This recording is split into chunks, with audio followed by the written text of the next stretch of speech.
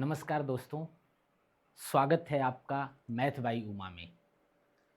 आज हम लोग एक टॉपिक लिए हैं मेंसुरेशन। ये इतना इम्पोर्टेंट टॉपिक है कि जो सारे ही एग्ज़ाम में आता है, हर एक एग्ज़ाम में ये आता है, ठीक है। और ऐसा कोई एग्ज़ाम नहीं है, चाहे यूपी गवर्नमेंट का एग्ज़ाम हो या फिर एसएससी का एग्ज़ाम हो या फिर रेलवे का एग्ज़ाम हो या बिहार बोर्ड का एग्ज़ाम हो। ये एक ऐसा टॉपिक है जो सारे ही एग्ज़ाम में 1, 2 या 3 सवाल इसके ज़रूर आते हैं। और ये ऐसा टॉपिक भी है ना, अगर आप इसको पढ़ लेते हो तो इसके सवाल बनते हैं। ये इस टाइप का टॉपिक है, ठीक है, जिसमें हम लोग कवर कर रहे होंगे मेंसुरेशन में क्षेत्रमिति जिसको बोलते हैं 2D एंड 3D, ठीक है। द्विमितीय आकृतियाँ और त्रिमितीय आकृतियाँ दोनों ही कवर करने वाले हैं हम लोग, ठीक है। क्लास बाय क्लास सारी चीज़ें इंपॉर्टेंट जितनी भी चीज़ें होंगी वो भी बताऊंगा आपको, शॉर्ट ट्रिक बताऊंगा आपको, क्वेश्चंस बनाना कैसे एग्जाम में वो भी समझा रहा हूँगा आपको, ठीक है। कुछ भी छूटने वाला नहीं है। जैसा कि नीचे लिखा गया है, एसएससी हो या रेलवे, हर सवाल आज झुकेगा, ठीक है। तो चलो स्टार्ट करते हैं हम लोग। तो एक शायरी के साथ स्टार्ट करते हैं आज का लेक्चर। लंबाई हो या चौड़ाई, अब कोई राज नहीं रहेगा। लंबाई हो या चौड़ाई, अब कोई राज नहीं रहेगा। क्षेत्रमिति के इस क्लास में हर सवाल झुकेगा, ठीक है बच्चे। क्षेत्रमिति के इस क्लास में हर सवाल झुकेगा। जो आकृति से डरते हैं, जो आकृति से डरते हैं, आज वो भी मुस्कुराएंगे। एरिया, पेरीमीटर, वॉल्यूम अब पल भर में निकाल पाएंगे, ठीक है बच्चे। तो अब स्टार्ट करते हैं इस चैप्टर्स को। सबसे पहले हम लोग 2D पे चलते हैं, ठीक है जी। और इसमें हम सारी चीज़ें कवर करने वाले हैं, ट्रायंगल कवर करने वाले हैं, ठीक है। ट्रायंगल के बाद हमारे पास इसके क्वेश्चंस आएंगे, ट्रायंगल के जितने भी टाइप के क्वेश्चंस हो रहे होंगे वो करेंगे। सर्कल करेंगे, ठीक है। सर्कल के बाद हम लोग जो है स्क्वायर करेंगे, रेक्टेंगल करेंगे। उसके बाद फिर हम लोग 3D में इंटर करेंगे और 3D में भी हम सारी चीज़ें कवर कर रहे होंगे। 3D में भी हम क्यूब कर रहे होंगे, क्यूबाइड कर रहे होंगे, बेलन कर रहे होंगे, ठोस गोला कर रहे होंगे, अर्धगोला कर रहे होंगे, ठीक है, और शंकु कर रहे होंगे। तो ये सारी चीज़ें स्टेप बाय स्टेप हर एक चीज़ मैं आपको समझाने वाला हूँ। तो आप इस क्लास में बस बने रहिएगा, क्लास मिस मत करिएगा, ठीक है जी। ओके, चलो तो स्टार्ट करते हैं। सबसे पहले हम स्टार्ट करते हैं ट्रायंगल से, ठीक है। और आप इस टॉपिक को, इस चैप्टर को इतने इजी में मत जाने देना, क्योंकि ये इतना इंपॉर्टेंट है ना, point of exam point of view से आप समझ नहीं सकते हो, ठीक है। अभी तक अगर मैं एक एडिक्विटी जो आपका एग्जाम कराता है, ठीक है, उसकी डेटा की बात करूं मैं, ठीक। तो एडिक्विटी में अगर मैं बात करूं तो अब तक उसने जो 15 से 1600 जो है 1560 के आसपास क्वेश्चंस एडिक्विटी एग्जाम में पूछा गया है। और जिसकी वेटेज जो है अप्रोक्सीमेटली 17 से 18% है, ठीक है जी। 17 से 18% इस चैप्टर का वेटेज है जो एडिक्विटी ने पूछा है अब तक के एग्जाम में, जितने भी एडिक्विटी ने एग्जाम कराया है, ठीक है।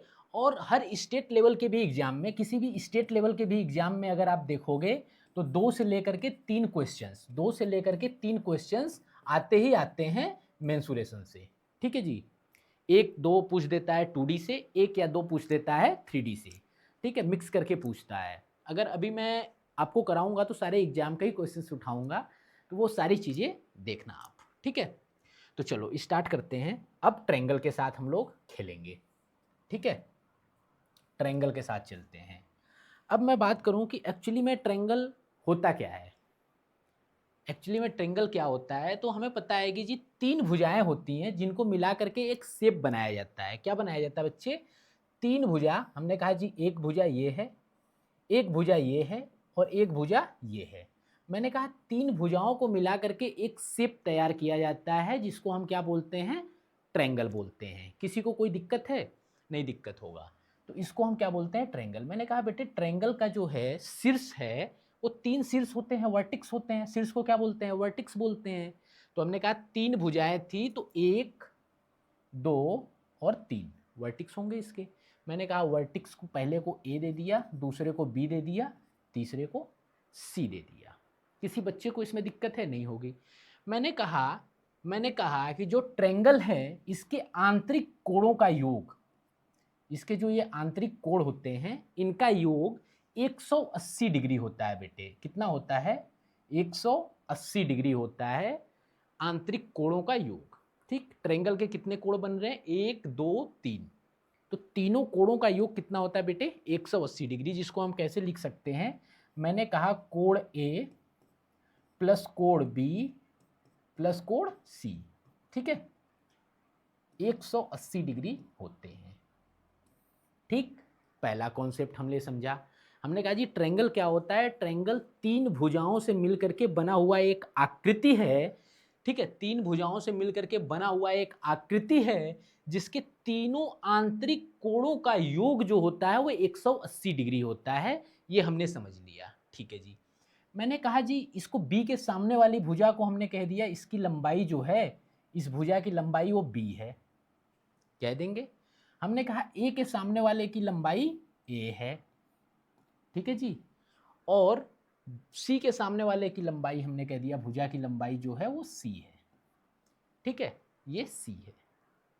ठीक, तो बच्चे इसी को हम क्या लिख सकते हैं, जो इसका एरिया परिमाप, दो चीजें हमें लेकर के चलनी है, ठीक है, एरिया और परिमाप। ठीक, यही इस हम जो है क्षेत्रमिति में केवल एरिया और परिमाप के बारे में पढ़ रहे होंगे, वॉल्यूम के बारे में पढ़ रहे होंगे, बाकी सारी चीज़ें जो होती हैं मतलब 2D या 3D फिगर से रिलेटेड वो हम जियोमेट्री के चैप्टर में कवर कर रहे होंगे। ठीक है, यहाँ पे केवल और केवल ये एरिया की बात करेंगे, वॉल्यूम की बात करेंगे और परिमाप की बात करेंगे। ठीक है, इतनी चीज़ें समझ में आ गई, पेरीमीटर। ठीक, तो हम क्या क्या कवर करने वाले हैं, हमने कहा जी हम एरिया के बारे में बात करेंगे, हमने कहा एरिया के बारे में, जिसको हम क्या बोलते हैं, उसका क्षेत्रफल बोलते हैं, एरिया को क्षेत्रफल बोलते हैं, हमने कहा जी ये कवर करेंगे। दूसरा चीज हमने कहा पेरीमीटर कवर करेंगे, इसका कितना होता है, ठीक, पेरीमीटर जिसको हम बोलते हैं परिमाप, ठीक है, परिमाप। तीसरा हम बात करेंगे वॉल्यूम के बारे में, ठीक, जिसको हम बोलते हैं आयतन। ठीक, क्षेत्रमिति में ये तीनों चीजों के बारे में ही हम पढ़ रहे हैं अभी। ठीक, जियोमेट्री में जब हम जाएंगे, ज्यामिति में जब हम जाएंगे तो वहां पे हम बाकी चीजों को भी समझ रहे होंगे, एंगल के बारे में उसके पढ़ रहे होंगे, जितनी भी और भी चीजें निकल करके आती हैं वो सारी चीजें हम जियोमेट्री में कवर करेंगे बच्चे। ठीक, तो इस सारे चैप्टर मतलब इस 2D और 3D फिगर में हमें केवल इन तीन चीजों के बारे में ही सोच करके चलना है और इसी तीन चीजों पे ही क्वेश्चंस पूछता है एग्जाम में। ठीक, इतनी बात आप समझ गए, बहुत अच्छी बात है। तो इसी चीज को अब मैं आगे बढ़ता हूं। मैंने कहा जी परिमाप क्या होता है, मैंने अगर यहीं पे मैं बताऊं तो परिमाप क्या होता है, एक ओवरव्यू लेकर के चलते हैं। मैंने कहा जी जितने भी मतलब मैं एक जगह से स्टार्ट किया, मैंने कहा जी ये ट्रायंगल है, ये ट्रायंगल है, मैं एक पॉइंट से स्टार्ट करता हूँ, बाहर बाहर की ही मैं बात कर रहा हूँ, ठीक है, बाहर बाहर से चलते हुए फिर मैं उसी पॉइंट पे अगर आ जाऊं तो वो जो इसकी लेंथ जो होगी ना वही उसकी परिमाप कहलाती है। ठीक है, मैंने कहा जी ए से चलना स्टार्ट किया, मैंने कहा कितना चला जी, मैंने कहा सी चला, सी दूरी चला, फिर बी पे आया, बी से फिर यहाँ आया ए दूरी चला, ठीक है जी, फिर यहाँ से यहाँ गया, फिर बी दूरी चला। ठीक, ये पूरी दूरी चल करके यहाँ आ गया, तो मैंने कहा जहाँ से चला था वहीं आ गया, तो ये क्या है, इसकी परिमाप है। क्या है जी, परिमाप है। तो मैंने कहा जो ट्रायंगल का परिमाप होता है वो ए प्लस बी प्लस सी होता है। ठीक है जी, किसी को दिक्कत, किसी को दिक्कत नहीं है। मैंने कहा एरिया की, सर आपने बोला था एरिया के भी बारे में बताएंगे, हमने कहा जी एरिया भी बताएंगे हम। तो मैंने कहा जो ट्रायंगल की एरिया होती है ना, 1/2 बेस इंटू हाइट होती है, बेस इंटू हाइट होती है एरिया। ये कैसे आया अभी वो भी बताता हूँ, और इससे क्या रिलेशन हम निकालेंगे, कैसे कैसे रिलेशंस और फार्मूला हम निकालेंगे जिस पे क्वेश्चंस बनता है वो भी बताऊंगा। ठीक, मैंने कहा जी बेस क्या होता है, तो आपने कहा जी एक कोई सामने वाली भुजा ले लो, मैंने कहा इसको मैं बेस समझता हूँ, मैं समझता हूँ कि ये ट्रायंगल का बेस है, तो मैं इसकी इसकी और इसकी हाइट से, मैंने कहा बच्चे ये हाइट तो है नहीं, ये तो तिरछे गई हैं दोनों लाइनें, तो आपने कहा जी ये जो ऊपर वर्टिक्स है ना, इससे मैंने एक लंब गिरा दी सामने वाली भुजा पे, तो एच जो है ना ये इसकी हाइट कहलाएगी। क्या कहलाएगी जी, इसकी हाइट कहलाएगी। ठीक, तो ये इसी से फार्मूला निकला हुआ है। ठीक है बच्चे, तो हमने ट्रायंगल का ओवरव्यू समझ लिया, मैंने समझ लिया कि ये ट्रायंगल जो होता है वो तीन भुजाओं से मिलकर के बनता है। ठीक है जी, तीनों आंतरिक कोणों का योग जो होता है ट्रायंगल के वो 180 डिग्री होता है। आपने ये भी समझ लिया। ठीक है जी, आपने समझ लिया कि उनके साइडेड क्या क्या है, बेस किसको बोलते हैं, हाइट किसको बोलते हैं। ठीक है, और उसकी परिमाप कैसे निकलती है, ठीक, क्षेत्रफल कैसे निकलता है। अब जरा अगले स्लाइड पे पहुंचते हैं जहां से आपका टॉपिक स्टार्ट होने वाला है। ये था ओवरव्यू। ठीक है जी, हमने कहा ये लो, हमने कहा एक ट्रायंगल है बच्चे, क्या है, ए बी सी एक ट्रायंगल है। ठीक, मैंने कहा जो ए के सामने वाली भुजा थी उसको मैंने कह दिया वो ए है। ठीक है, ये बी लिखा है, ये गलत लिखा है बच्चे।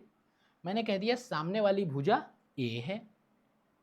हमने कहा सी के सामने वाली भुजा सी है। ठीक है जी, ठीक। हमने कहा बी के सामने वाली भुजा क्या है बच्चे, हमने कहा बी है।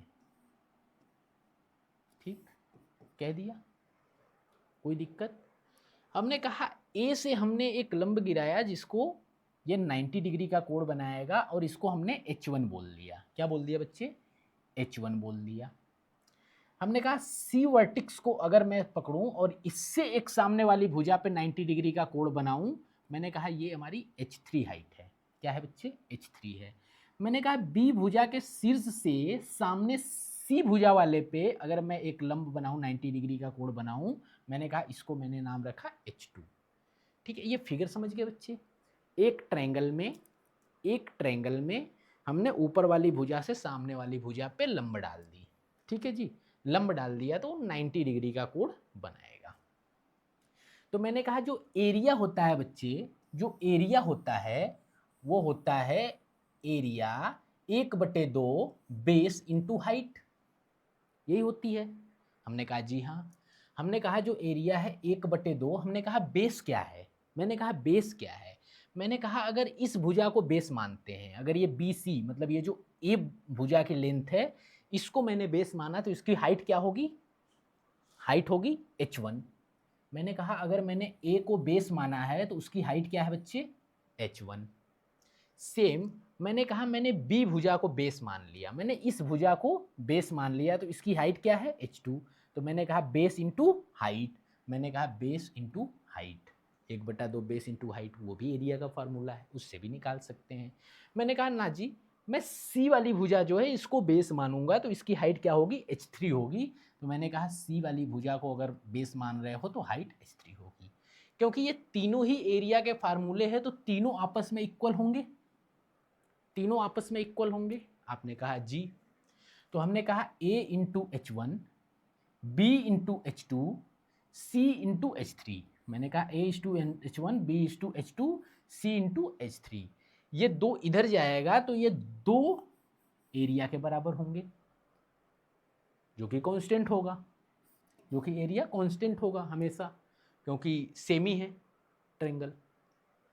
ठीक, तो यहां से हमें पता चल गया कि जो H1 है, H2 है, H3 है, जो H1 है, H2 है, H3 है, वो अगर H1 यहाँ रखें, A को इधर भेजें तो 1/A हो जाएगा, वैसे ही B को भेजेंगे तो 1/B हो जाएगा, 1/C हो जाएगा। तो बच्चे जो यहाँ से मुझे पता चली, मैंने कहा जो हाइट है, जो ट्रायंगल का हाइट है वो इनवर्सली प्रोपोर्शनल होता है उसके उसके बेस से, उसके बेस से। तो मैं कहूँगा बेटे, अगर यहाँ से देखो क्वेश्चंस कैसे एग्जाम में बनते हैं वो भी मैं बताता हूँ। मुझे पता है कि एरिया का इन्वर्सली प्रोपोर्शनल होता है, डायरेक्टली नहीं, इन्वर्सली। मतलब अगर हम H1 को बढ़ाएंगे, मतलब इसको अगर हम बढ़ाएंगे, इसको अगर हम बढ़ा रहे हैं H1 को, तो उसकी भुजा जो A है वो घटेगी। व्युत्क्रमानुपाती है ना, व्युत्क्रम में है ना, समझो इस बात को।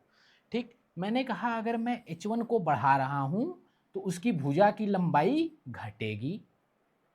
समझ गए, डायरेक्ट क्वेश्चन एग्जाम में पूछता है बच्चे। मैंने कहा अगर भुजा की लेंथ को बढ़ाएंगे, अगर भुजा की लेंथ को बढ़ाएंगे तो हाइट क्या होगी बेटे, कम होगी, हाइट डिक्रीज होगी। तो इस पे क्वेश्चंस आए हैं, अभी आगे वो भी आएंगे। तो आप लोगों ने समझ लिया कि अगर कोई रैंडम ट्रायंगल देता है तो हमें उसकी एरिया कैसे निकालनी है। समझिए, आपको हाइट पता होनी चाहिए, आपको हाइट पता होनी चाहिए, तभी आप बेस इंटू हाइट वाला फार्मूला लगा पाओगे।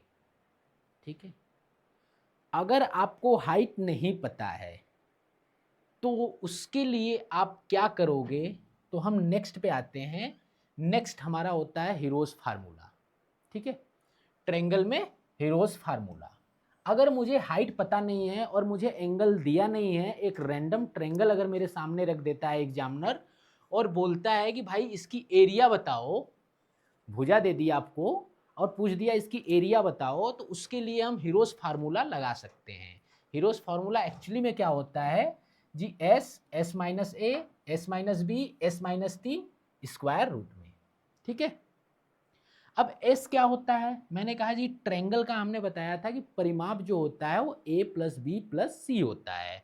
आपने कहा जी, आपने बताया था परिमाप जो है ए प्लस बी प्लस सी होता है, तो मैंने कह दिया जो ये एस होता है ना, ये एस अर्ध परिमाप होता है जिसको हम सेमी पेरीमीटर बोलते हैं। वो ये पेरीमीटर का आधा होता है, ए प्लस बी प्लस सी बटे 2। ठीक है, तो ये एस होता है, तो हीरोज फार्मूला से आप निकाल लोगे। ठीक, अगर मैं आपसे कहूँ कि भाई जो ए है, मतलब जो एक भुजा ये है, ये 3 है, ठीक है, ये 4 है और ये 2 है। मैंने कहा इसका एरिया बताओ कितना होगा। मैंने 3 भुजाएं आपको दे दी, 2 3 4, और मैंने पूछा एरिया बताओ, तो आप क्या करोगे, हीरोज फार्मूला अगर लगाओगे तो आपने कहा जी हमें अर्ध परिमाप चाहिए, एस चाहिए, तो मैंने कहा 4 3 7। ठीक है, 4 3 7 दोनों, इसको 3 ले लेते हैं, तो 7 4 3 7 3 10, 10 बटा 2, हमने कहा 5 आ गया। हमने कहा एस कितना आ गया, 5 आ गया। तो हम अगर इस फार्मूले में रखें, हमने कह दिया जी एस 5 है। हमने कहा एस माइनस ए कितना है, एस माइनस ए मतलब 5 माइनस 3 कितना होगा जी, 2 होगा। आपने कहा जी 2 है। हमने कहा एस माइनस बी कितना है, एस माइनस बी 5 में से 3 जाएगा जी, 2 है। आपने कहा जी 2 है। हमने कहा एस माइनस सी क्या है, आपने कहा 5 में से 4 गया, 1 है जी। आपने कहा 1 है और ये पूरा स्क्वायर रूट में है, तो मैंने कह दिया 5 दूनी 10 दूना 20। ठीक, या तो मैं ये करूं कि ये 2 का स्क्वायर है तो इसको पहले ही 2 को बाहर ले आऊं, तो 2 रूट 5। ठीक है, एरिया पता चल गई। तो हीरोज फार्मूला को हम कैसे अप्लाई कर रहे हैं आप समझ पा रहे हो। अगर मुझे कुछ एंगल उंगल नहीं दिया, अगर उसने मेरे को डायरेक्टली दे दिया, तीनों भुजा दे दी वो आपको, तो आप उसकी एरिया निकाल पाओगे हीरोज फार्मूला से। ठीक है, लेकिन बच्चे इसको डायरेक्टली अप्लाई नहीं करना है, इसको भी बताऊंगा ही कैसे एरिया निकाला जाता है। अभी आप आगे बढ़ो, बस समझो इसको होता क्या है ये। ठीक, उसके बाद हम आते हैं राइट एंगल ट्रायंगल पे। ठीक है, राइट एंगल ट्रायंगल पे।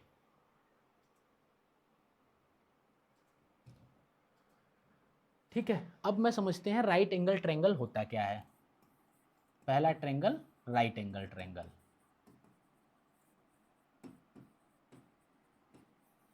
ठीक, जिसको हम क्या बोलते हैं, समकोण त्रिभुज।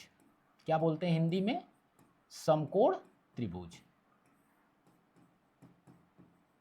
ठीक है बच्चे, समकोण त्रिभुज ये क्या होता है, तो मैंने आपको बताया था कि ट्रायंगल क्या होता है, त्रिभुज क्या होता है, जिसकी तीनों भुजाओं से मिला करके एक आकृति बना दी जाती है जिसको त्रिभुज कहते हैं। हमने कहा जी ये आकृति तो बनेगी लेकिन एक स्पेसिफिक आकृति बनेगी जिसका एक कोण 90 डिग्री होगा।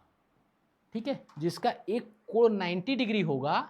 ठीक है, और बचे दोनों कोणों का योग कितना बचेगा, अगर एक 90 है तो तीनों का हमने बताया था कि तीनों कोण कितने होते हैं, अंतरिक 180 डिग्री होते हैं। हमने कहा अगर एक 90 डिग्री कर दिया तो बचे दो कोणों का योग कितना होगा। आपने कहा अगर मैं इसको ए दे दूं, इसको बी दे दूं, इसको सी दे दूं।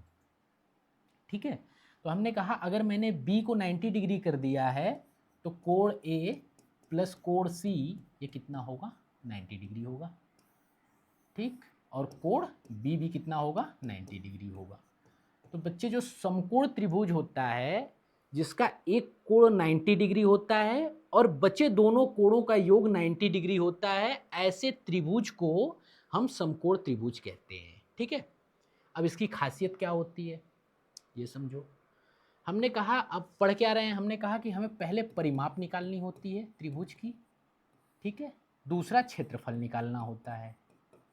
ठीक, तो अभी आपको हमने हीरोज फार्मूला बताया था कि कोई भी रैंडम त्रिभुज अगर आपके सामने दे देता है, अगर आपको हाइट नहीं देता है, तो आप हीरोज फार्मूला से निकाल सकते हो, अगर केवल भुजा दे दी है तो, ठीक है। बट इसमें अगर भुजा दे दी है, अगर भुजा दी है, तो एक तो भुजा 90 डिग्री, ये तो हाइट ही तो बनेगी बच्चे। ये 90 डिग्री है तो ये हमेशा हाइट रहेगी। तो आप यहाँ पे डायरेक्टली लगा सकते हो 1/2 बेस इंटू हाइट, लगा सकते हो कि नहीं? आपने ये डायरेक्ट लगा सकते हो समकोण त्रिभुज अगर दे दिया है तो। अब बच्चे आपको पता कैसे चलेगा कि ये समकोण त्रिभुज है? अगर कोई त्रिभुज दे दी है, आकृति दे दी है, या आकृति नहीं भी दे दिया, हमने कहा एक त्रिभुज है जिसकी 3 भुजाएं हैं और तीनों भुजाएं 3, 4 और 5 है। तीनों भुजाएं 3, 4 और 5 है। तो आप कैसे पता करोगे इस किस टाइप का त्रिभुज है?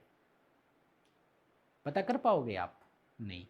तो समकोण त्रिभुज पता करने के लिए समकोण त्रिभुज में एक प्रमेय आता है, पाइथागोरस प्रमेय। पाइथागोरस प्रमेय, पाइथागोरस प्रमेय। ये पाइथागोरस प्रमेय क्या होता है? ये कहता है कि अगर मैं इसको बेस समझूं, इसको क्या समझूं बच्चे? इसको बेस समझूं, इसको मैं क्या कहूँ? हाइट बोलूँ, जिसको हम क्या बोलते हैं? एल्टीट्यूड, इंग्लिश में एल्टीट्यूड बोलते हैं इसको। और इसको हाइपोटेन्यूस, जिसको कर्ण बोलते हैं हिंदी में, ठीक। इसको लंब बोलते हैं हिंदी में, ठीक है। और इसको आधार बोलते हैं हिंदी में, ठीक है बच्चे, ठीक। तो मैंने कहा कि पाइथागोरस प्रमेय क्या होता है? तो पाइथागोरस प्रमेय होता कहता है कि जो कर्ण है, जो कर्ण है, कर्ण का स्क्वायर बराबर लंब का स्क्वायर प्लस बेस का स्क्वायर, ठीक है जी।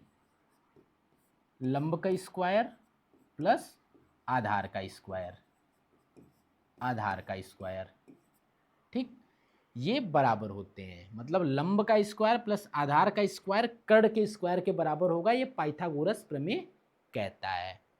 तो हमने दिया था कि एक ट्रायंगल अगर ऐसा फॉलो करता है तो वो कैसा होगा? राइट एंगल ट्रायंगल होगा।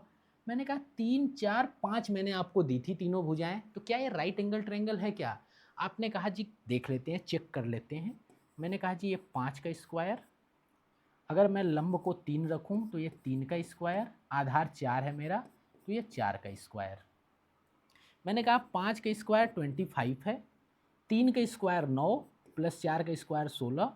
हमने कहा जी ये 25 है और ये भी 25 हो गया, मतलब ये थ्योरम को प्रूफ करता है। तो 3, 4, 5 जो है वो एक राइट एंगल ट्रायंगल की भुजाएं हैं। एक राइट एंगल ट्रायंगल हमारे पास है जिसकी भुजाएं क्या है? 3, 4 और 5 है। ये कोण 90 डिग्री है। तो अगर मुझे भुजा दिया हुआ है तो मैं पता कर सकता हूं कि वो राइट एंगल ट्रायंगल है कि नहीं। तो अगर मुझे ये बोल दे कि अगर मेरे पास ये भुजा 3, 4, 5 है, इस त्रिभुज का क्षेत्रफल क्या होगा, तो आप क्या कहोगे जी? त्रिभुज का क्षेत्रफल जो होता है, त्रिभुज का क्षेत्रफल 1/2 बेस गुणा हाइट, बेस इंटू हाइट। हमने कहा जी 1/2, हमने बेस इसको माना है। मैंने कहा जी 4 बेस है और 3 इसकी हाइट है। हमने कहा जी 4 तिहाई 12, 12/2 कितना आ जाएगा? 6, ठीक है। कितना आ जाएगा क्षेत्रफल? 6 आ जाएगा। अगर मैं इसी में हीरोज फार्मूला लगाता तो मैं 5, 4, 9, 3, 12, तीनों भुजाओं का योग कितना है? 12 है। 12/2 मतलब अर्ध परिमाप कितना आता? 6 आता। तो मैं अगर हीरोज फार्मूला को लगाता ट्रायंगल निकालने के लिए तो मैं कहता जी 6 हमारा एस हो गया, ठीक। अब 6 माइनस 3, 6 माइनस 3 3 हो गया, S minus A. S minus B, 6 में से 4 जाएगा 2 होगा। एस माइनस सी कितना होगा? 1 होगा। मैंने कह दिया जी 6 3 18, 18 दूना 36। मैंने कहा स्क्वायर रूट में 36, जिसको बाहर निकालोगे तो कितना आएगा? 6 आएगा, ठीक है। समझ गए बात? तो आप चाहे ये फार्मूला यूज करो चाहे ये यूज करो, लेकिन हम हीरोज फार्मूला को यूज नहीं करते हैं। उसका रीजन है कि अभी डेटा क्या था? छोटा था। अभी भुजाएं बहुत छोटी थी, 3 थी, 4 थी, 5 थी। बहुत आसान था आपको हीरोज फार्मूला भी लगाना और बेस इंटू हाइट लगाना, दोनों फार्मूला आसान था। लेकिन अगर ये डेटा बड़ा होता, अगर ये भुजाएं 100, 200, 300, 400, 500 अगर बड़ी संख्या होती तो फिर आपको मल्टीप्लिकेशन करना पड़ता, फिर आपको यहाँ उलझना पड़ता क्वेश्चंस में। ठीक है, तो हम इसलिए इस अप्रोच के साथ चले जाते हैं। ठीक है, बाकी आपको पता दोनों होना चाहिए। तो आप यहाँ पे समझ गए राइट एंगल ट्रायंगल, समकोण त्रिभुज जिसकी एक कोण 90 डिग्री होती है, बचे दो कोणों का योग 90 होता है। ठीक है, इसमें एक पाइथागोरस प्रमेय होती है जो कहती है कर्ण का स्क्वायर इज इक्वल टू लंब का स्क्वायर प्लस आधार का स्क्वायर। ठीक है, समझ पाओगे। अगर मैं आपको दे दूं, दो भुजाएं आपको दे दूं तो आप निकाल पाओगे तीसरी भुजा। अगर दो भुजाएं मैं आपको दे दूं तो तीसरी भुजा निकाल पाओगे, पाइथागोरस प्रमेय से निकाल पाओगे। ठीक है, तो वो भी देखते हैं अभी आगे। तो नेक्स्ट स्लाइड पे चलते हैं। ये होते हैं कुछ ट्रिपलेट। ठीक है, राइट एंगल ट्रायंगल के ट्रिपलेट हैं ये। ठीक है जी, राइट एंगल ट्रायंगल के ट्रिपलेट, ये आपको पता होने चाहिए, ये आपको याद होने चाहिए, चाहे जहाँ पे भी इसको लिख के चिपका लो, आप इसको देखते रहो, ये आपको याद हो जाने चाहिए। ठीक है, जैसे 3 4 5 एक ट्रिपलेट है, मैंने कह दिया 3 4 5 एक ट्रिपलेट है, जो कि अभी इस पे एग्जाम्पल भी लिया था। मैंने कह दिया 9 40 और 41 भी एक ट्रिपलेट है। मैंने कह दिया 9 का स्क्वायर करो, 40 का स्क्वायर करो, वो 41 आएगा तीसरी भुजा। अगर दो भुजा 9 और 40 देगा तो तीसरी भुजा निकाल लोगे 41। तो आप पाइथागोरस प्रमेय न लगाओ तो ये ट्रिपलेट आपको याद होनी चाहिए। तो ये सारे डेटा आप याद करो। ठीक, ये सारा कुछ आपको याद होनी चाहिए, कौन कौन से ट्रिपलेट होते हैं। जितना आप याद करोगे उतना आपका कैलकुलेशन आसान हो जाएगा। और इस पर डायरेक्ट क्वेश्चंस आता है बच्चे, फिर आप पाइथागोरस प्रमेय लगाते रहोगे, तीसरी भुजा निकालते रहोगे, तीसरी भुजा निकालने के बाद फिर उसका क्षेत्रफल निकालोगे, परिमाप निकालोगे, आपको टाइम लगेगा। तो ये ट्रिपलेट अगर आपको पता है तो आपके क्वेश्चंस को आसान कर देगा। ठीक है, और ये याद हो जाते हैं, बहुत वो नहीं है। तो अगर मैं बात करूं ट्रिपलेट पे एक क्वेश्चंस लेने की, एक क्वेश्चंस लेते हैं जो ट्रिपलेट पे होगा। ठीक, मैं कह दिया कि मेरे पास एक क्वेश्चन है। ठीक, 65,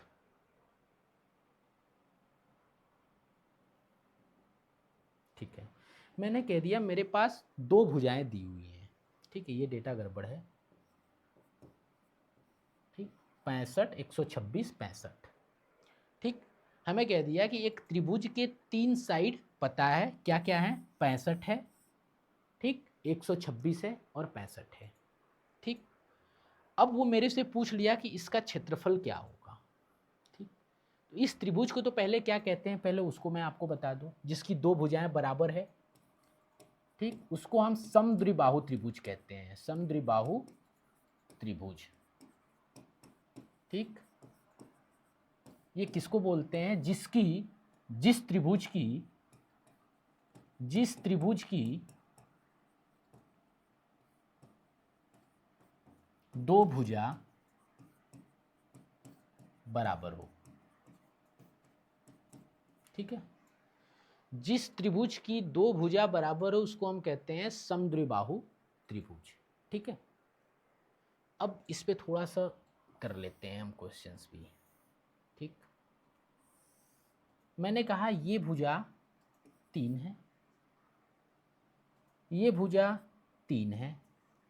ठीक है, ये भुजा 3 है, ये भुजा 3 है और ये भुजा मैंने कह दिया 8 है। ABC एक समद्विबाहु त्रिभुज होगा क्योंकि दो भुजाएं इसकी बराबर है। ठीक है, ये भुजा इस भुजा के बराबर है। तो अगर ये भुजा और ये भुजा बराबर है तो ये कोण, ठीक है, और ये कोण भी आपस में बराबर होंगे। ठीक है, ये कोण आपस में बराबर होंगे। और जब हम लंब डालेंगे सामने वाली भुजा पे, तो ये जो सामने वाली भुजा पे लंब पड़ेगा इन दोनों को बराबर बराबर डिवाइड करेगा। जितनी डिस्टेंस इसकी होगी उतनी ही डिस्टेंस इसकी होगी। ठीक, ये बात भी आपको पता है। तो मैंने कह दिया ये 8 है तो ये 4 हो जाएगा और ये भी 4 हो जाएगा। समझ में आएगी आपको बात। हमने कहा क्योंकि समद्विबाहु त्रिभुज है तो जिसकी दो भुजा बराबर है तो ये दो कोण भी बराबर होंगे। अगर दो भुजाएं बराबर हैं तो दोनों कोण भी बराबर होंगे। मैंने कह दिया सामने वाली वर्टेक्स से अगर मैं लंब डालूं तो क्योंकि ये दोनों भुजा बराबर थी तो ये कोण भी ये कोण के बराबर होगा, इसको मैंने मान लिया अल्फा, तो ये भी अल्फा ही होगा।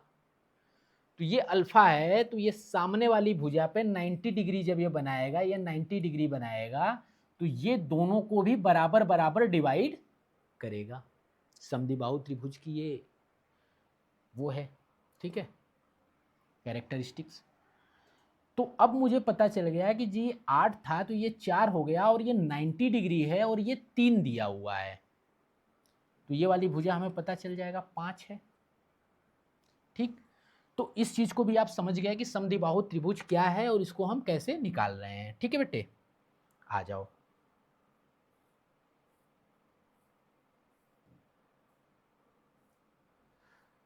आ जाओ फिर इस क्वेश्चंस को करते हैं। ठीक है, क्या करते हैं, दे रखा है 65, 65 और 126। मैंने कहा ये भुजा दे रखी है 65, ये भी दे रखी है 65, और इसको कर देता हूँ 126, क्योंकि दो भुजाएं 65 65 मतलब बराबर हैं, तो ये समद्विबाहु त्रिभुज है। ठीक, मैंने कह दिया ये ए है, ये बी है और ये सी है। कह पाओगे आप? तो मैंने कह दिया कि ये अगर ए से सामने वाली भुजा पे लंब डाल दूं 90 डिग्री, ठीक है, तो समद्विबाहु त्रिभुज है, तो क्योंकि ये कोण बराबर हैं, तो ये इसको भी बराबर बराबर भागों में बांटेगा। तो मैंने कहा ये टोटल 126 था, टोटल 126 था, मतलब यहां से लेकर के यहां तक की वैल्यू जो है लेंथ 126 थी। मैंने कहा इसकी आधी ये वाली कितनी होगी? आपने कहा 126 का बटा 2 कर देंगे, तो ये कितनी होगी? ये 63 होगी, ये 63 होगी। ठीक है, कोई दिक्कत है अभी तक? नहीं। हमने कहा ये 63 है तो ये भी 63 है अब। ठीक है जी, ये भी 63 है। हमने कहा है ये भी 63 है, ये भी 63 है, ये 65 है। मैंने कहा ये 90 डिग्री है। अब एक समकोण त्रिभुज ये बन गया, एक समकोण त्रिभुज ये बन गया, क्योंकि ये कोण कितने हैं? 90 90 है। तो आपस में देखो, समझो, फिगर को देखो, दो अलग अलग समकोण त्रिभुज बन गए, दो अलग अलग समकोण त्रिभुज बन गए। हमने कहा जी ये 63 है, ये 65 है। अगर ये हाइट पता चल जाती मेरे को, ये हाइट पता चल जाती मेरे को, तो मैं इसका एरिया निकालता और उसका डबल कर देता, तो मुझे दोनों का एरिया पता चल जाता, तो ये पूरे समद्विबाहु त्रिभुज का एरिया पता चल जाता। ठीक है, तो मैंने कहा कि भाई ये समकोण त्रिभुज है, तो इसमें तो पाइथागोरस प्रमेय लगेगी, लगेगी कि नहीं लगेगी? हमने कहा ये कर्ण है, ये आधार है, तो ये उसका लंब है। तो मैंने कर्ण का स्क्वायर इज इक्वल टू आधार का स्क्वायर प्लस लंब का स्क्वायर। अब इसको इधर लेकर के आएंगे, स्क्वायर रूट लेंगे, तो हमें पता चल जाएगी इसकी हाइट नॉर्मली। लेकिन बेटे मैंने अभी आपको पीछे पढ़ाया था कि कुछ ट्रिपलेट होते हैं समकोण त्रिभुज के, वो आपको पता होने चाहिए। तो वो ट्रिपलेट क्या थे? अगर 63 और 65 दो भुजाएं दे रखी हैं, 63 और 65 दो दे रखी हैं, तो एक उसका जो है वो 16 होगा। क्या होगा? 16 होगा। तो आपने बिना पाइथागोरस प्रमेय निकाले आपको पता चल गया इसकी हाइट क्या होगी? 16, क्योंकि 16 63 65 एक ट्रिपलेट हैं। तो अब जब आपको 16 इसकी हाइट पता चल गई, तो आपने कह दिया जी जो एरिया होगा, जो एरिया होगा वो क्या होगा? 2 गुना होगा, क्योंकि एक पार्ट ये है, एक पार्ट ये है। एरिया 2 गुना होगा तो कितना एरिया होता है? 1/2। आधार, आधार जी मेरे को पता है 63 है, और हाइट क्या है जी? हाइट हमें पता है 16 है। ठीक, यही तो एरिया है। मैंने कहा जी ये 2 से ये 2 कटें, खत्म कहानी। अब मुझे 16 का मल्टीप्लाई 63 में करना है, और वही इसकी एरिया होगी। ठीक है, समद्विबाहु त्रिभुज को हमने राइट एंगल ट्रायंगल में कन्वर्ट किया, और राइट एंगल ट्रायंगल की एरिया निकाल करके डबल कर दिया, तो हमें समद्विबाहु त्रिभुज का एरिया पता चल गया। क्वेश्चंस ऐसे ही आते हैं बच्चे, तो ट्रिपलेट का कैसे यूज करना है वो आपको मैंने बता दिया, कंसेप्चुअली ये चीजें बता दी। ठीक है, एक क्वेश्चंस ऊपर दे रखा है मैंने, यदि सभी भुजाएं दोगुनी कर दी जाए तो क्षेत्रफल क्या होगा? यदि सभी भुजाएं दोगुनी कर दी जाए तो क्षेत्रफल क्या होगा? आप लॉजिकली समझो, एक ट्रायंगल दिया हुआ है A B C, ठीक है। मैंने कहा अगर उसकी सभी भुजाएं को दोगुनी कर देते हैं तो उसके क्षेत्रफल पे क्या इफेक्ट पड़ने वाला है। तो बच्चे या तो तुम इसको सॉल्व करके निकालो। सॉल्व करके कैसे निकालोगे? तुमने कह दिया कि पहले ए बी सी उसकी भुजा थी तो अब उसका क्षेत्रफल ये होगा, और बाद में मैंने 2a 2b 2c उसकी कर दी तो क्षेत्रफल ये होगा। ठीक है, बता दोगे बढ़ रहा है या घट रहा है। लेकिन बच्चे ऐसा नहीं करना। हमने कहा जी क्षेत्रफल का जो फार्मूला होता है, क्षेत्रफल जो निकाला जाता है वो क्या होता है? आपने कहा जी 1/2 आधार गुणा ऊंचाई, आधार गुणा ऊंचाई, यही तो होता है। ठीक है जी, ये उसका क्षेत्रफल होता है। आपने कहा जी यदि सभी भुजाएं दोगुनी कर दी जाए, आपने कहा अगर भुजा को 2 गुना कर दिया मैंने, अगर भुजा को 2 गुना कर दिया तो उसका क्षेत्रफल भी 2 गुना हो जाएगा, क्योंकि क्षेत्रफल डायरेक्टली प्रोपोर्शनल है उसके भुजा के। ठीक, तो अगर भुजा को 2 गुनी करोगे तो क्षेत्रफल भी 2 गुना हो जाएगा। ये बात आपको फार्मूले से ही पता चल रही है। ठीक, और ये एग्जाम में आपके पूछा हुआ क्वेश्चन है बच्चे कि अगर मैं किसी भुजा को दोगुनी कर देता हूं तो उसका क्षेत्रफल पे क्या इंपैक्ट पड़ने वाला है। ठीक है, तो हमें पता है कि जो क्षेत्रफल है वो डायरेक्टली प्रोपोर्शनल होता है उसकी भुजा के। तो अगर मैं भुजा को बढ़ाऊंगा, मैं इसको अगर बढ़ा रहा हूं तो उसका क्षेत्रफल भी बढ़ेगा।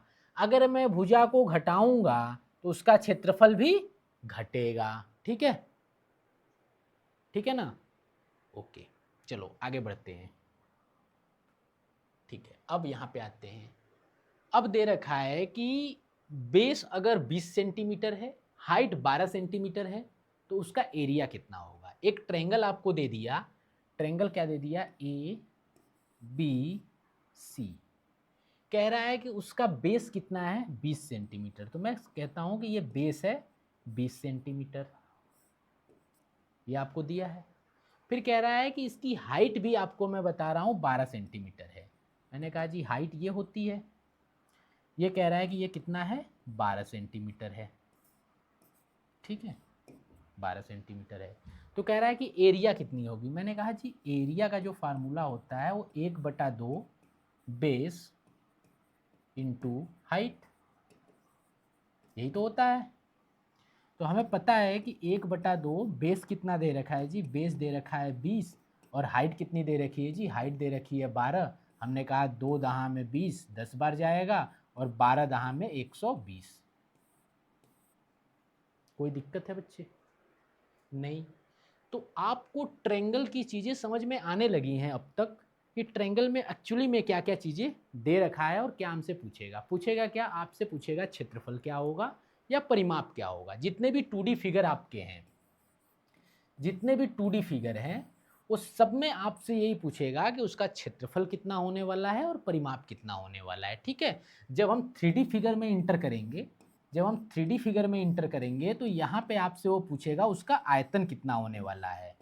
ठीक, अभी तक पूछ रहा था क्षेत्रफल और परिमाप, जब हम 3D में घुसेंगे तो आयतन भी पूछेगा। ठीक है, ठीक है बच्चे। अब अगला क्या कह रहा है कि अगर साइडेड ऑफ अ त्रिभुज 5 सेंटीमीटर 12 सेंटीमीटर एंड 30 सेंटीमीटर, तो उसकी एरिया क्या होगी।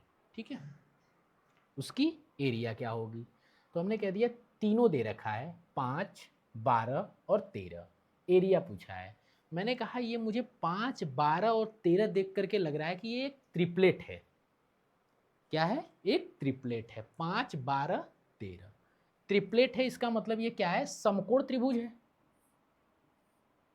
समकोण त्रिभुज है जी। 5 12 और 13, मैंने कहा जी ये 13 है, ये 12 है, ये 5 है। तो मैंने कह दिया इसका एरिया जो आएगा 1/2, बेस कितना हो जाएगा 12, हाइट कितना हो जाएगा 5, तो हमने कह दिया ये 30 होगा। 2 छक्के 12, 6 पंजे 30। ठीक है, ये भी आपसे हो गया। अब अगला क्या कह रहा है, समझना इस बात को। अच्छा, ये मैंने पहले ही करा दिया है, यदि सभी भुजाएं दोगुनी कर दी जाए तो उसका क्षेत्रफल पे क्या इम्पैक्ट पड़ेगा, ये पहले हमने करा दिया है। ठीक है बच्चे, आगे बढ़ते हैं। ठीक है, अगला क्वेश्चन है, यदि क्षेत्रफल निश्चित हो और आधार बढ़ा दिया जाए तो ऊंचाई पर क्या प्रभाव पड़ेगा? ऊंचाई पर क्या प्रभाव पड़ेगा? बात ट्रायंगल की हो रही है, ठीक, बात ट्रायंगल की हो रही है। मैंने कहा यदि किसी भी ट्रायंगल ए बी सी की क्षेत्रफल को निश्चित करना है और आधार को बढ़ा दिया जाए तो उसकी ऊंचाई पे क्या इम्पैक्ट पड़ेगा? बच्चे, मैंने आपको सबसे पहले बताया था, पहले ही स्लाइड में बताया था कि जो ट्रायंगल का एरिया होता है वो होता है 1/2 आधार गुणे ऊंचाई, आधार गुणे ऊंचाई। ठीक है जी, ठीक। अब मैंने कह दिया कि ये कांस्टेंट है, मतलब ये नहीं बदलने वाला, क्षेत्रफल उसका नहीं बदलने वाला। अगर आप आधार बदलो, ऊंचाई बदलो, जो बदलना है आप बदल लो, क्षेत्रफल निश्चित रहेगा, ये पहले ही दे रखा है क्वेश्चंस में। अगर ये नहीं बदलने वाला है तो बच्चे जो आधार है हमारा, आधार है हमारा, अगर मैं ऊंचाई को इधर लेकर के आऊं तो इसके व्युत्क्रमानुपाती है, फार्मूले से आपको दिख रही है। अगर ये कांस्टेंट है, ऊंचाई को इधर लिया होगा तो 1 बटा ऊंचाई हो जाएगी, तो जो आधार है वो व्युत्क्रमानुपाती है किसके? ऊंचाई के। ये आपको बात समझ में आई? व्युत्क्रमानुपाती का मतलब हुआ कि अगर मैंने आधार को बढ़ाया, अगर मैंने आधार को बढ़ाया तो ऊंचाई बेटे घटेगी, ऊंचाई क्या होगी? घटेगी। तो ये पूछ रहा है कि अगर मैं आधार को बढ़ा दूं, अगर मैं आधार को बढ़ा दूं तो ऊंचाई पे क्या इंपैक्ट पड़ेगा बच्चे? तो ऊंचाई क्या होगी? घटेगी। ठीक, कॉन्सेप्ट समझ में आया? चीजें कैसे निकलती हैं, क्वेश्चंस यहीं से उठाता है। जब एग्जामिनर आपके क्वेश्चंस को बनाता है तो इसी सारी कॉन्सेप्ट को मिला करके एक बड़े क्वेश्चन में बदल देता है। फिर वहाँ पे आपको ये सारे बेसिक कॉन्सेप्ट जो है लगाए जाते हैं। लगाओगे आप, आपको पता होगी चीज़ें, तभी आप क्वेश्चंस को शॉर्ट ट्रिक से भी उड़ा पाओगे। अगर आपका बेसिक नहीं क्लियर है, अगर आपको पता ही नहीं है कि एक ट्रायंगल क्या होता है, ट्रायंगल का आधार और ऊंचाई में क्या संबंध होते हैं, क्षेत्रफल के साथ उसकी चीज़ें कैसे बदलती हैं, ये सब सारी चीज़ें नहीं पता है तो आप क्वेश्चंस को कैसे रिजॉल्व कर पाओगे? नहीं कर पाओगे। तो इस क्लास में हम यही मुहिम लेकर के चल रहे हैं कि पहले हम आपको सारे बेसिक कॉन्सेप्ट बताएंगे, उस पर जितने भी क्वेश्चंस अब तक पूछे गए हैं, अलग टाइप वाइज जितने भी टाइप वाइज क्वेश्चंस पूछे गए हैं, सारे टाइप के आपके सामने लेकर के आएंगे और आपको सॉल्व करके दिखाएंगे, समझाएंगे भी, और आप भी आगे कर पाओगे। ठीक, अब अगली तरफ चलते हैं बच्चे, समबाहु त्रिभुज की तरफ चलते हैं। तो पहले मैं इसकी विशेषता बता दूं। समबाहु त्रिभुज, इक्विलेटरल ट्रायंगल जो होता है, इंग्लिश में इक्विलेटरल ट्रायंगल बोलते हैं इसको, ये क्या होता है और इस पे बहुत क्वेश्चंस आते हैं। ठीक, तो पहले इसको समझते हैं फिर इस क्वेश्चंस को करते हैं। बच्चे, अगर मैं इस त्रिभुज की तीनों भुजा को, तीनों वर्टिक्स को ए बी सी पहले मान लूँ, ठीक है। समबाहु त्रिभुज जो होता है, ये त्रिभुज कहता है कि हमारी तीनों भुजाएं बराबर हैं। समबाहु त्रिभुज, इक्विलेटरल ट्रायंगल कहता है कि मेरी तीनों भुजाएं बराबर हैं। आपने कहा अच्छा, अगर समबाहु त्रिभुज की तीनों भुजाएं बराबर होती हैं, मैंने कहा जी ए है ये वाली भुजा, तो ये कह रहा है समबाहु हूं तो ये भी ए होगा, ये भी ए होगा। ठीक है बच्चे, मैंने कहा तीनों भुजाएं जिसकी बराबर होती हैं उस त्रिभुज को समबाहु त्रिभुज कहते हैं। समझ गए? अब मैंने कहा अगर तीनों भुजाएं बराबर हैं, जब तीनों भुजाएं बराबर है तो तीनों कोण भी बराबर होंगे, होंगे नहीं होंगे? होंगे। आपने कहा जी त्रिभुज का, आपने बताया था कि तीनों आंतरिक कोणों का योग जो होता है वो 180 डिग्री होता है। तीनों आंतरिक कोणों का योग जो होता है वो 180 डिग्री होता है। तो हमने कहा जी तीन का 180 डिग्री है तो एक का कितना होगा? आपने कहा जी 60। तो मैंने कहा जी ये भी 60 डिग्री होगा, ये भी 60 डिग्री होगा और ये भी 60 डिग्री होगा। इतनी बात समझ में आ गई समबाहु त्रिभुज के? हमने कहा जी 60 60 60 हमें पता चल गई। ठीक है, हमने कहा ये 60 है और इससे मैंने सामने वाली भुजा पे एक लंब डाल दिया। ठीक है, क्योंकि ये 60 थी तो ये 30 हो गई कि नहीं? और क्योंकि ये तीनों भुजाएं बराबर है तो ये इसको भी बराबर भागों में बांटेगी, है ना? तो मैंने कह दिया कि इसको भी अगर ये बराबर भागों में बांटेगी, मैं कलर चेंज कर लूं। ठीक है, मैंने कह दिया ये जो अब हो जाएगी ये a/2 हो जाएगी। अगर ये पूरी a थी तो जब इसको दो भागों में डिवाइड किया मैंने तो ये a/2 हो जाएगा। मैंने कह दिया जी ये a है, ये a/2 है। ठीक है, और ये 90 डिग्री है, ये 90 डिग्री है। ठीक है, ये 90 डिग्री है। तो मैंने कह दिया कि भाई ये 90 डिग्री जब है तो ये तो राइट एंगल ट्रायंगल बना रहे हैं, जिसकी बेस ये है, कर्ण ये है और एल्टीट्यूड लंब ये है। हमें लंब पता करना है, लंब ही उसकी हाइट है। आपने कहा जी राइट एंगल ट्रायंगल है, तो हमने कहा जी कर्ण का स्क्वायर जो होता है वो आधार का स्क्वायर होता है, आधार का स्क्वायर होता है प्लस h। ठीक, h, ये हाइट को अगर मैं h कहूँ कि ये h है, अभी के लिए ये h है, तो h का स्क्वायर।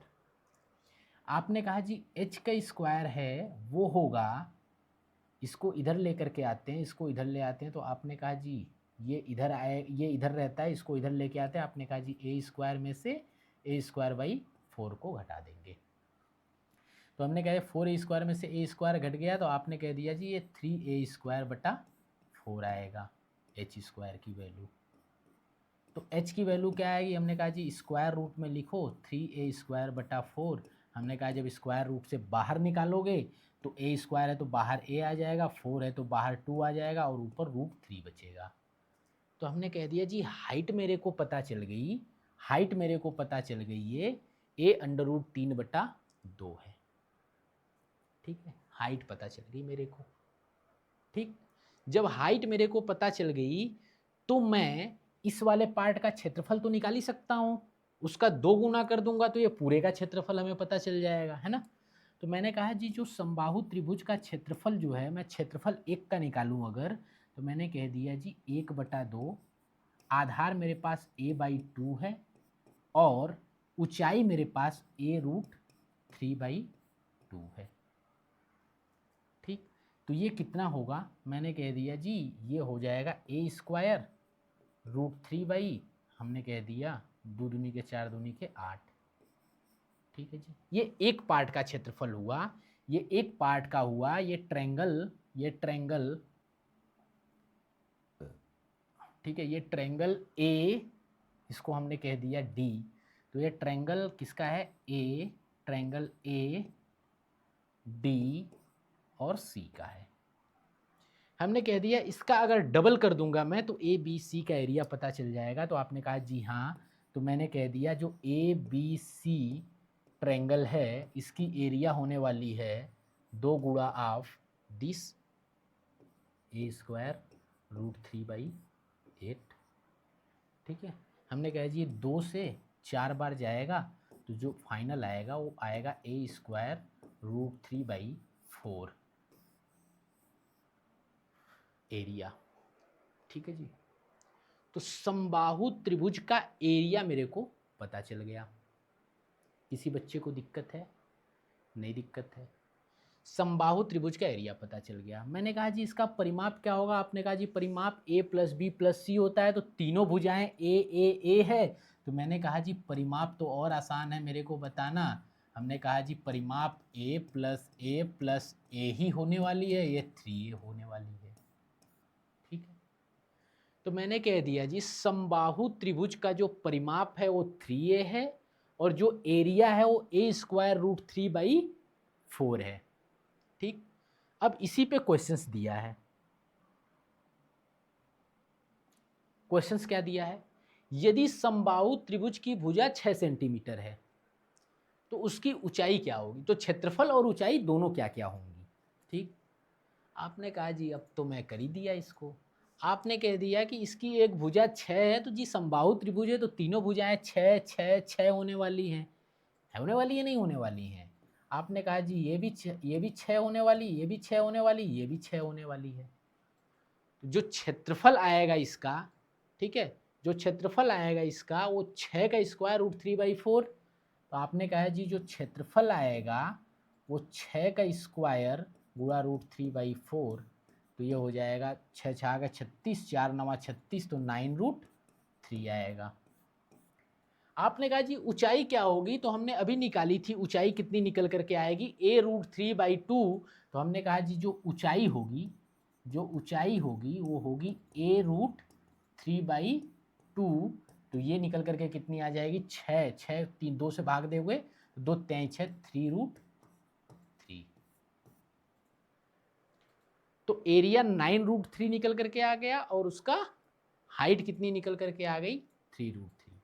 तो बच्चे अगर कोई समबाहु त्रिभुज आपको दिया है तो आपको पता होना चाहिए कि जो उसकी हाइट होती है वो a√3/2 होती है और उसकी जो एरिया होती है वो a²√3/4 होती है। ठीक है, इतनी चीज़ें समझ आ गई। ठीक है, आपने ये क्वेश्चंस भी उड़ा दिया समबाहु त्रिभुज पे। चलते हैं नेक्स्ट समद्विबाहु त्रिभुज, जो कि अभी आपको हमने बताया भी था, वो है अब यहाँ पे। तो हमने कहा जी ये A है, ये B है, ये C है। हमने पहले ही आपको बताया कि समबाहु त्रिभुज आइसोसेलेस ट्रायंगल्स जो होते हैं उनकी दो भुजाएं बराबर होती हैं, दो भुजाएं बराबर होती हैं।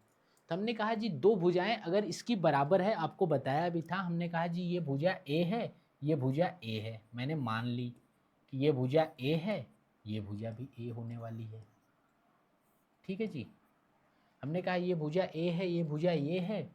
तो ये कह रहा है कि त्रिभुज का एक आधार कोण दे रखा है 55 डिग्री, सॉरी एक आधार कोण दे रखा है 55 डिग्री उसने दे रखा है। हमने कहा जी समबाहु त्रिभुज है, क्योंकि ये दोनों भुजाएं बराबर है तो ये 55 है, तो बेटे ये भी 55 होगी, होगी कि नहीं? क्योंकि समबाहु त्रिभुज है, दो भुजाएं बराबर है, तो अगर ये 55 दे रखा है तो ये भी 55 होने वाला है। तो ये पूछ रखा है कि शीर्ष कोण क्या होगा, इसने पूछा है कि ये थीटा जो शीर्ष कोण है ये क्या होगा। तो बच्चे हमें सबको पता है कि अगर त्रिभुज है तो तीनों कोणों का योग 180 डिग्री होता है, तीनों कोणों का 180 डिग्री होता है। तो मैंने कहा जी दो कोण तो मेरे को पता है, तीसरा नहीं पता है। आपने कहा जी ये 55 है, ये 55 है, तो 55 55 110 हो गया। हमने कहा जी 180 में से 110 को घटा दोगे तो जो बचेगा वही होगा शीर्ष कोण 70 डिग्री। शीर्ष कोण कितना होने वाला है, 70 डिग्री। ठीक है, हालांकि ज्योमेट्री में इसको मैं और अच्छे से पढ़ाऊंगा, कोण के बारे में आपको और अच्छे से पढ़ाऊंगा। यहाँ पे हमें केवल क्षेत्रफल पे फोकस करना था, केवल क्षेत्रफल और परिमाप पे फोकस करना था। ठीक है जी, लेकिन फिर भी मैं जो चीज़ें क्वेश्चंस पूछ रखा है मैं कुछ कुछ चीज़ें उठा ले रखा हूँ आपको बताने के लिए। तो आप फोकस केवल इन दोनों चीज़ों पे करना, बाकी चीज़ें ज्योमेट्री में मैं आपको और डीप तरीके से बताऊंगा। ठीक है, ठीक है, चलो नेक्स्ट पढ़ते हैं। अभी ये क्वेश्चंस आप करो, ये यूपी कांस्टेबल में अभी लेटेस्ट में पूछा हुआ क्वेश्चन है। अभी जो एग्जाम रिसेंटली हुआ था 2026 में यूपी कांस्टेबल का, उसका सवाल है बच्चे। अगर आपने इतनी चीज़ें मेरे से पढ़ी है, अब समझो कि आपने ट्रायंगल मेरे से पढ़ लिया है, तो क्या ये सवाल आपको किसी एग्जाम में पूछेगा तो छूटेगा? नहीं छूटेगा। कह क्या रहा है कि a triangle has a base of 13.9 centimetre and a height of 11.3 centimetre. ठीक है, what is the area of triangle. ठीक, एक त्रिभुज की आधार 13.9 सेंटीमीटर है और उसकी ऊंचाई 11.3 सेंटीमीटर है, उसका क्षेत्रफल क्या होगा। बच्चे कुछ भी नहीं था सवाल में, क्या है कि अगर बेस दे रखा हो तो एरिया होता है 1/2 बेस इंटू हाइट। ठीक, अब हमें पता है कि 1/2 बेस दे रखा है, बेस कितना दे रखा है बच्चे, 13.9 दे रखा है, और हाइट कितना दे रखा है बच्चे, 11.3 दे रखा है। ठीक है, और इसको जब आप सॉल्व करोगे तो 78.53 के आसपास आएगा। इसको कर लेना आप, कुछ भी नहीं था सवाल में, यूपी कांस्टेबल में पूछा हुआ 2026 में। ठीक है,